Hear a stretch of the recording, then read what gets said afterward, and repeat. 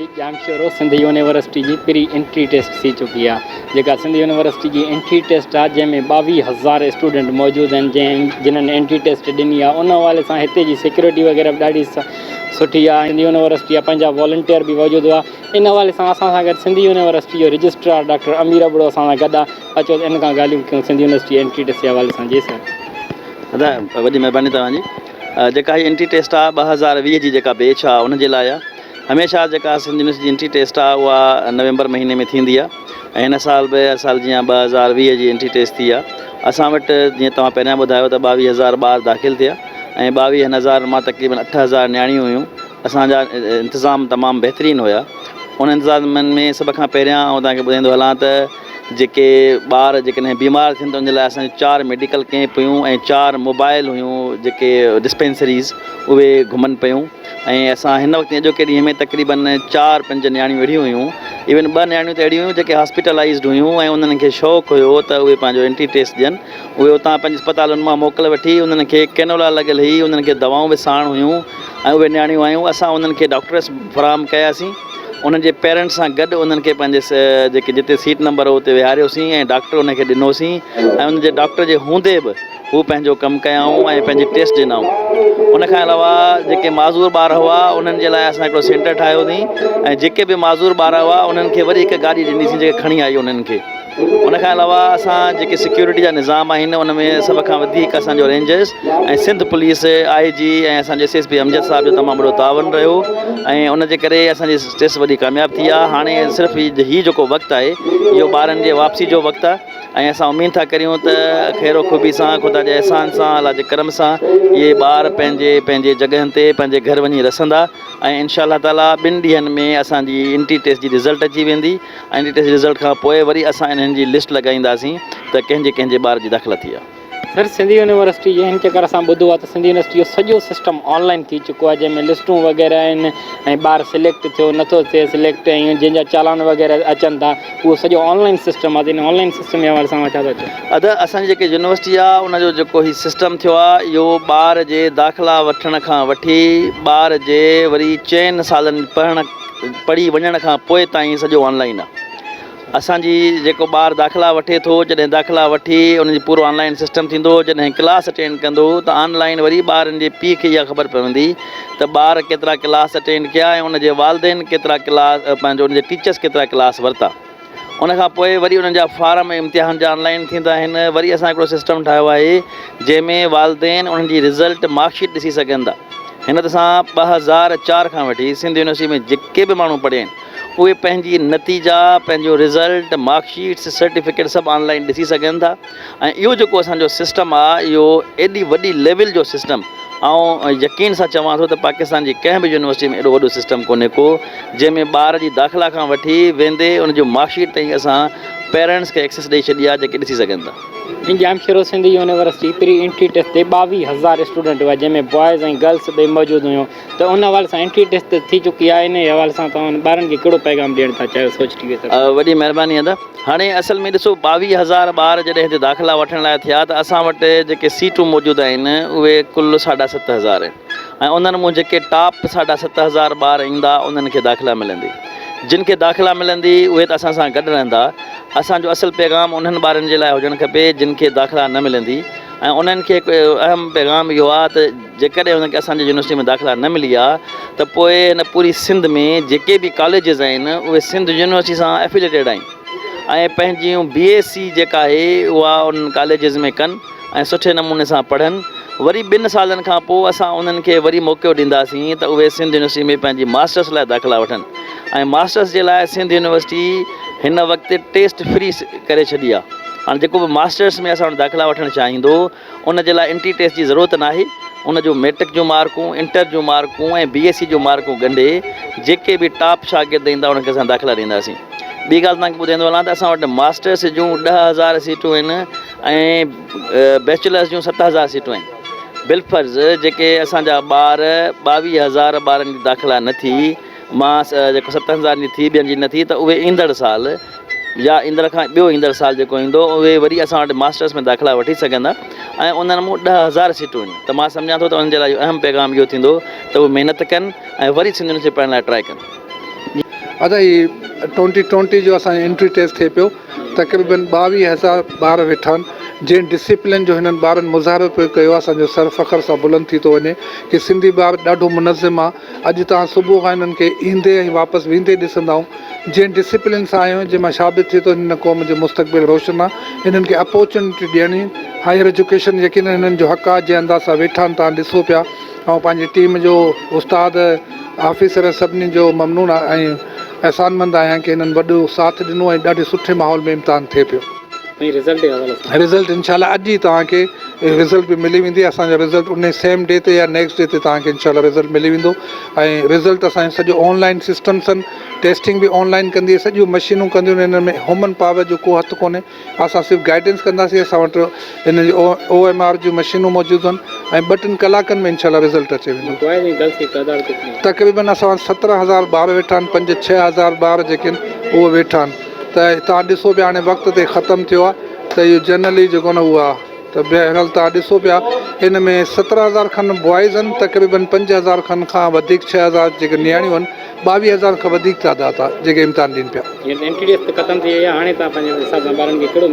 हाणे अदा इहो ई मैसेज आहिनि की नज़्मो ज़ब्त पैदा कनि पंहिंजो पाण सां पंहिंजे मुल्क सां पंहिंजे वतन सां मोहबत कनि। इहो ई हिननि जी कामयाबी आहे की महिनत कनि अल्लाह ते यकीन रखनि इंशाअल्लाह अल्लाह ताला सभिनी खे कामयाबु कंदो। मुंहिंजूं नेक दुआऊं हिननि सां गॾु वरी महिरबानी। अस्सलाम वालेकुम। आपका नाम क्या है? मेरा नाम हादिया महमूद। मैं अभी इंटर का एग्ज़ाम देकर पास हुई हूँ तो मैं यहाँ पे सिंध यूनिवर्सिटी में एंट्री टेस्ट देने आई थी और यहाँ अच्छा था माहौल वगैरह काफ़ी और टेस्ट अच्छा था डिफ़िकल्ट था लेकिन मैथ्स का काफ़ी थोड़ा मुझे डिफ़िकल्ट लगा। बाकी सब जीके भी डिफ़िकल्ट था। बाकी इंग्लिश वगैरह तो कॉमन सब्जेक्ट्स होते हैं कर लेता है बंदा। बाकी इन्वायरमेंट वगैरह अच्छा था। यहाँ की मिस से अच्छा गाइड करा। वॉलंटियर्स जो खड़ी थी वो बहुत कोऑपरेटिव थी। आप मुतमईन थे सिंध यूनिवर्सिटी के एंट्री टेस्ट के कैसे सवाल से लेकर जा रहे हो मेरे साथ से? जी मैं तो काफ़ी मुतमईन हुई हूँ। अच्छा आपको लगता है कि आप पास भी हो जाएंगे या नहीं? इंशाल्लाह इतना अच्छा पेपर गया है ज़रूर पास में बल्कि अच्छे नंबर से पास। असल में फील्ड कौन सा था इंजीनियरिंग या मेडिकल? मेरा इंजीनियरिंग में था लेकिन मुझे LLB का ज़्यादा शौक है। अच्छा आपने इंटर में कितने मार्क्स उठाए? मैंने इंटर में मेरी परसेंटेज थी 71%। मैं आपसे एक सवाल कर सकता हूँ? जी ठीक है। सिंध में सूबे कितने हैं? सिंध में? जी सिंध में सूबे कितने सूबे हैं? सिंध में थोड़ा सोचें तो सही। सिंध में तो सूबे नहीं है। नहीं है? पाकिस्तान चेक में कर लें। हाँ, पाकिस्तान में हाँ 4 कंफर्म है? 5 सूबे हो गए अब। जी अच्छा सिंध में 5 सूबे? जी सिंध में नहीं पाकिस्तान में। पाकिस्तान के सदर का नाम क्या है? Pakistan prime minister Imran Khan. अच्छा वो तो प्राइम मिनिस्टर है। सदर का नाम क्या है? सदर पाकिस्तान का नाम। हाँ सदर पाकिस्तान का नाम क्या है? एंट्री टेस्ट आपने दिया है सिंध यूनिवर्सिटी में। आप अपनी ज़िंदगी के खेल लड़ने आए हैं यहाँ पे ठीक है। पाकिस्तान के सदर का नाम क्या है? एक ही सवाल है ये बताएं। कंफ्यूज नहीं हो सोच के फिर बताना। अच्छा शुक्रिया। हाँ मुराद अली शाह मुराद अली शाह मुराद अली शाह मुराद अली शाह। अस्सलाम वालेकुम। मां इंग्लिश डिपार्टमेंट जी 3rd ईयर जी स्टूडेंट आहियां। असीं हिते स्टेक से बिहाफ ते आयासीं ऐं असां यूनिवर्सिटी में being a volunteer duty present कईसीं ऐं सुठो एक्सपीरियंस रहियो। इन स्पेशली अगरि मां मैनेजमेंट जी ॻाल्हि कयां त काफ़ी चीज़ूं अहिड़ियूं जेके वेल मैनर्ड हुयूं। काफ़ी चीज़ूं अहिड़ियूं जेके बीइंग अ स्टूडेंट असां काफ़ी इम्प्रूवमेंट्स में ॾिठियूंसीं छो कि उहे शयूं पहिरियों बहितर इन खां वधीक बहितर हुयूं। हिन वक़्तु काफ़ी इम्प्रूवमेंट्स हुयूं। फॉर सपोज़ अगरि स्टूडेंट्स जी मैनेजमेंट जी ॻाल्हि कई वञे त स्पेसिफिकली असां वटि एरियाज़ हुया ज़ोन A B C में डिवाइडेड हुया। गर्ल्स ऐं बॉइज़ जो सेक्शन डिफरेंट हुयो असांजे लाइ। वॉलंटियर्स लाइ बि ॾाढो ईज़ी थी वियो मैनेजमेंट हिन दफ़े छो कि मुंहिंजो एक्सपीरियंस हिन दफ़े खां पहिरियों जो रही चुको आहे। पर हीअ दफ़ो काफ़ी इम्प्रूवमेंट मां फील कई। स्पेशली रीजन्स जेके ज़ोन्स वाइज़ डिवाइडेड किया विया उहे उनखां पोइ उन्हनि खे हर तरह सां फैसिलिटेट कयो वियो। एम्बुलेंस असांजी ऐं असांजी हेल्प डेस्क हुयूं जिन जे थ्रू असां स्टूडेंट्स जी काफ़ी हेल्प कईसीं। ओवरऑल जेका बि मैनेजमेंट हुई आउं personally being a student being a volunteer काफ़ी सेटिस्फाई थियमि छो कि मैनेजमेंट में काफ़ी इम्प्रूवमेंट्स डे बाय डे अची रहियूं आहिनि। सिंधी यूनिवर्सिटी में जेके 22,000 स्टूडेंट आया जंहिंमें 8,000 गर्ल्स हुयूं त उन्हनि खे का तकलीफ़ थी एंट्री टेस्ट जे हवाले सां? ॾिसो चाहे यूनिवर्सिटी जी मैनेजमेंट जी ॻाल्हि कजे या वॉलंटियर्स जे मैनेजमेंट जी ॻाल्हि कजे, असां वॉलंटियर्स खे बि स्ट्रिक्टली चयो वियो त जेतिरो तव्हां उन्हनि खे फैसिलिटेट करे सघो था तव्हां कयो। ऐं मैनेजमेंट जे तरफ़ां बि चाहे उहे पुलिस हेडक्वार्टर्स जे तरफ़ां हुजे, रेंजर्स जे तरफ़ां हुजे या इंतिज़ामिया जे तरफ़ां हुजे, पूरी तरह सां असां सभिनी मिली कोशिशि कईसीं त जेके ॿाहिरां असांजा स्टूडेंट्स आयल आहिनि या जेके यूनिवर्सिटी में स्टूडेंट्स आहिनि असांजा पंहिंजा, उहे हर तरह सां मिली करे हिन पूरे ॾींहं खे मुकमल तरीक़े सां पंहिंजी जेके बि उन जूं रिस्पॉन्सिबिलिटीज़ हुयूं उहो अदा करनि। असां पंहिंजी पूरी कोशिशि कई आहे। उमेदु आहे त कंहिंखे का तकलीफ़ न थी हूंदी, पर डेफिनेटली किथे न किथे असांखां कोताही थी हूंदी, त असां पंहिंजी पूरी कोशिशि कई आहे त उहा न थिए। असां तव्हांखे हिकिड़ी कॉमन सेंस जी सवाल करे था सघूं? जी जी पुछो। सिंध में टोटल सूबा घणा आहिनि? सिंध पाण हिकु सूबो आहे। सिंध में सूबा किथां आया? सिंध पाण पाकिस्तान जो सूबो आहे। पाकिस्तान जे सदर जो नालो छा आहे? जी एग्जैक्टली मूंखे हिन वक़्तु यादि न आहे, छो की आउं सुबुह जी ॾाढी थकियल आहियां, मूंखे कुझु यादि न आहे हिन वक़्तु जेके सवाल कॉमन सेंस जो सवाल आहे। मूंखे उहो ई पाकिस्तान जे सदर जो नालो कायदे आज़म मोहम्मद अली जिना आहे। कायदे आज़म मोहम्मद अली जिना आहे। अस्सलाम वालेकुम, I am Asma Bhutto from environmental sciences university of Sindh.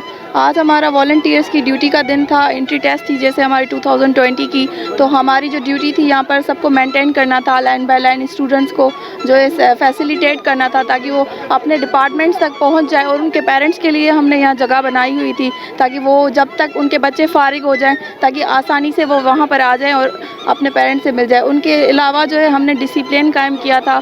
उनके लिए हमने जो मेडिकल कैंप्स लगाई थी यूनिवर्सिटी में, ताकि कोई बच्चे डिसेबल हैं या किसी को कोई परेशानी है या कोई किसी बीमारी को फेस कर रहा है तो उनके लिए इमरजेंसी के लिए कैंप भी लगाई हुई थी। और बहुत सारी फैसिलिटीज़ हमने इनको दी हुई थी।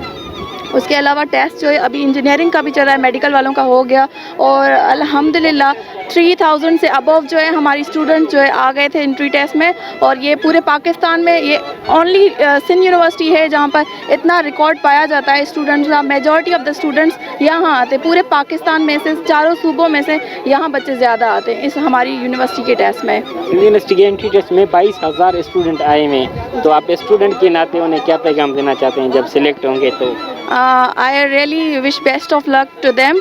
इंशाल्लाह सब बच्चों की जिन्होंने मेहनत की है उनकी सिलेक्शन हो जाएगी। उनके लिए हमारी नेक तमन्नाएं उनके साथ हैं। Thank you so much.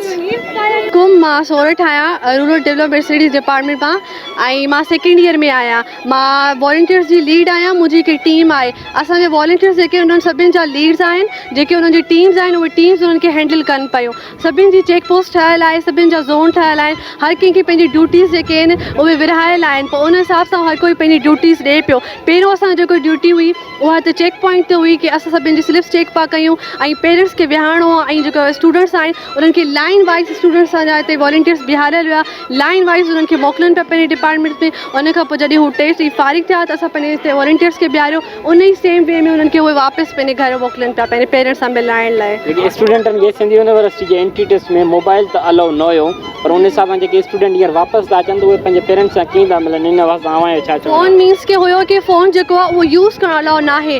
असां उन्हनि खां हिते ई स्विच ऑफ कराए छॾियो हुयो। पोइ उहो जेको फ़ोन हुयो असां हुते क्लासिस में उन्हनि खे बंदि कराए पोइ असां उन्हनि खे वापसि पिया कयूं। बाक़ी यूज़ करणु उन्हनि खे अलाउ न हुयो। बाक़ी रखिणो जेको हुयो उन्हनि वटि उहो पाण वटि उहो इनवेलॉप में बंदि कराए रखियो हुओ असां फ़ोन। जी तव्हांजी महिरबानी। तमामु घणो नज़्म ज़ब्त जो मुज़ाहिरो कयो ऐं जंहिं रूट तां तव्हां हिते इंटर थिया आहियो, महिरबानी करे उन ई रूट तां तव्हां वापसि वेंदा। ऐं वॉलंटियर्स खे गुज़ारिश आहे त इन कार्नर में जेका रश आहे इनखे ख़तमु कराइनि ऐं इन्हनि खे वापसि कनि। जेके ॿार हिते 0 पॉइंट ते बीठा आहिनि CL ते। अस्सलाम वालेकुम, मेरा नाम मैमन नासिर है। हमने टेस्ट दिया इस यूनिवर्सिटी में। अल्लाह करे हम क्लियर हो जाएं।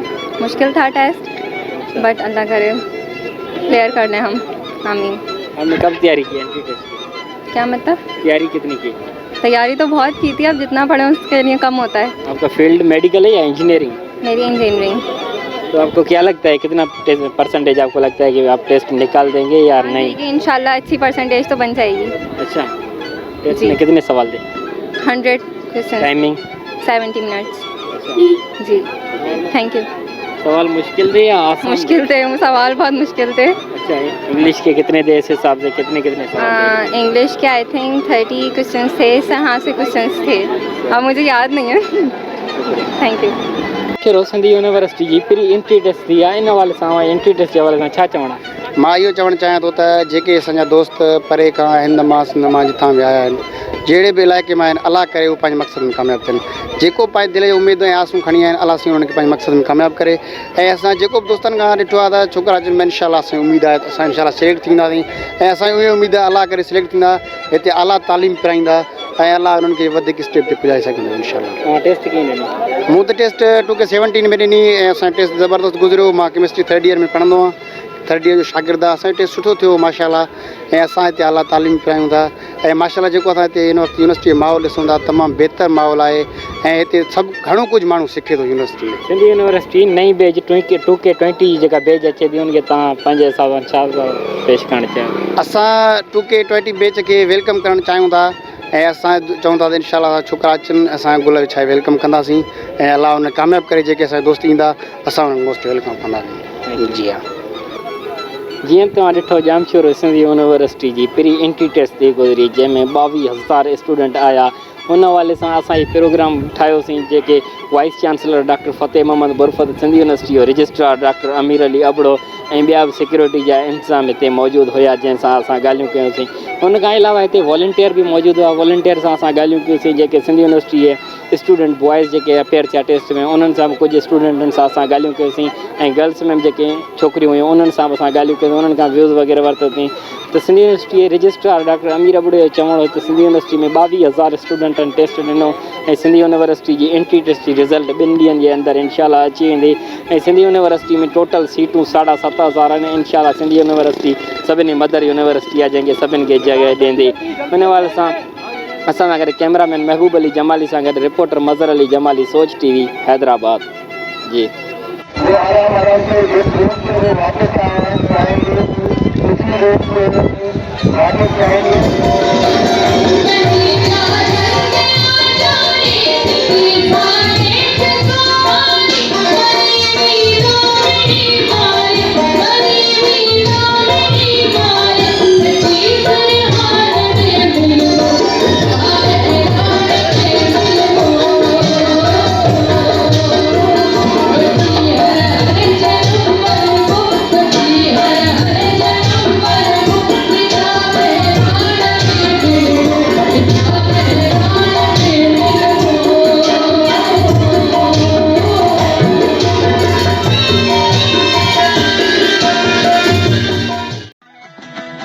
सब्सक्राइब कयो अमांजे पंहिंजे चैनल सोच TV खे ऐं बेल आइकन के दबाइण कदें भी न विसारींदा।